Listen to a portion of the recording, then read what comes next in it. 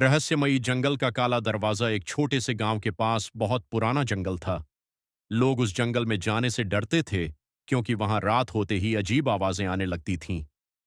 गांव वाले कहते थे कि जंगल के बीचों बीच एक काला दरवाजा है, जो भी उसे खोलता है वो कभी वापस नहीं आता।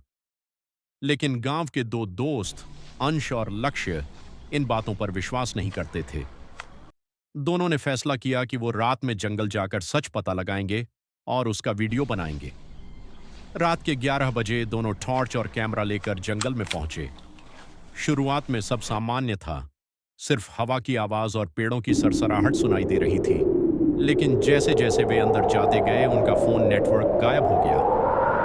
अचानक उनकी टॉर्च अपने आप जल बुझने लगी। लक्ष्य डरते हुए बोला, भाई, हमें वापस चलना चाहिए। तभी दूर कहीं से एक बच्चे के रोने की आवाज आई। दोनों आवाज का पीछा करते हुए जंगल के बीच पहुंचे और वहां उन्होंने देखा एक पुराना काला दरवाजा जो जमीन के बीच अकेला खड़ा था। दरवाजे पर लाल रंग से लिखा था, जो अंदर आएगा उसकी आत्मा यहीं रह जाएगी। अंश ने हिम्मत करके दरवाजा छुआ। जैसे ही उसने दरवाजा खोला, अंदर का नजारा देखकर दोनों के होश उड़ गए। दरवाजे के अंदर एक दूसरी दुनिया थी। आसमान लाल था, पेड़ उल्टे उगे हुए थे और हर तरफ धुआं फैला हुआ था। तभी पीछे से किसी ने धीरे से कहा, तुम दोनों बहुत देर से आए। दोनों ने पीछे मुड़कर देखा। एक लंबा काला साया उनके पीछे खड़ा था, जिसकी आंखें लाल चमक रही थीं। डर के मारे दोनों भागने लगे, लेकिन अब जंगल का रास्ता बदल चुका था। जहां भी जाते, वही काला दरवाजा फिर सामने आ जाता।